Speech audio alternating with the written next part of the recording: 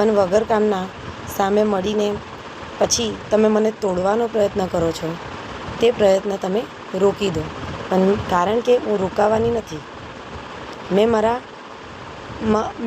એટલા માટે વિડીયો બનાવું છું કે બધાને આ વિડીયો કામ લાગે અને ડેલી યુઝમાં એ યુઝ કરી શકે. મેં નાચગાનના કંઈ વિડીયો નથી બનાવતી તો જેથી કરીને તમે મને ટ્રોલ કરો છો કે મારી હિંમત તોડો છો. તમે બી બનાવો ને, તમને કોણ નાખે છે? અને કંઈ મેં ગલત કામ કરતી નથી, મેં સારું કામ કરું છું. તો મહેરબાની કરીને તમે તમારા કામ ધંધે લાગો, અમે અમારા કામ ધંધે લાગીએ. તો ચાલો, જે સપોર્ટ કરે છે તેમને થેન્ક યુ સો મચ. જે કામ તમારાથી નથી થતું તો એ કામ બીજું કોઈ કરી રહ્યું છે તો પછી એની હિંમત તોડવાની જરૂર નથી. તમે એને મળો છો તો એની પ્રશંસા તો નથી કરી શકતા, પણ તેની હિંમત તોડવાનું પણ કામ ના કરો. ઉપરવાળો એનાથી તમારાથી રાજી નહીં રહે. મેં તો એમાંય નથી તૂટવાની. હું તો એમાંય કંઈ એવા તેવા વિડીયો નથી બનાવતી. મેં ઓનલી ફોર ટીચિંગ પર કે પછી નેચર પર વિડીયો બનાવું છું. તો મેં કંઈ એનાથી હારવાની નથી. પણ આજે તમે મને ટ્રોલ કરી રહ્યા છો એવી રીતે બીજા કોઈને કરશો નહીં. અને ચૂપચાપ ના સપોર્ટ કરવો હોય તો નહીં કરવાનો, પણ સીધી રીતે પોતાનું કામ કરવાનું અને બીજા કોઈને આવી રીતે હેરાન કરવાનો પ્રયત્ન કરવાનો નહીં.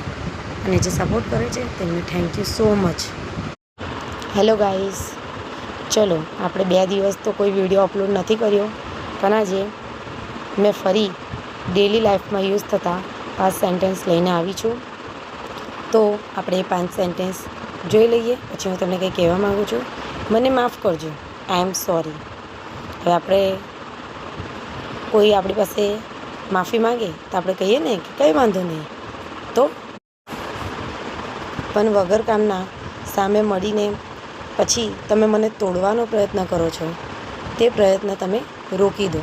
પણ કારણ કે હું રોકાવાની નથી. મેં એટલા માટે વિડીયો બનાવું છું કે બધાને આ વિડીયો કામ લાગે અને ડેલી યુઝમાં એ યુઝ કરી શકે. મેં નાચગાનના કંઈ વિડીયો નથી બનાવતી તો જેથી કરીને તમે જે કામ તમારાથી નથી થતું તો એ કામ બીજું કોઈ કરી રહ્યું છે તો પછી એની હિંમત તોડવાની જરૂર નથી. તમે એને મળો છો તો એની પ્રશંસા તો નથી કરી શકતા, પણ તેની હિંમત તોડવાનું પણ કામ ના કરો. ઉપરવાળો એનાથી તમારાથી રાજી નહીં રહે.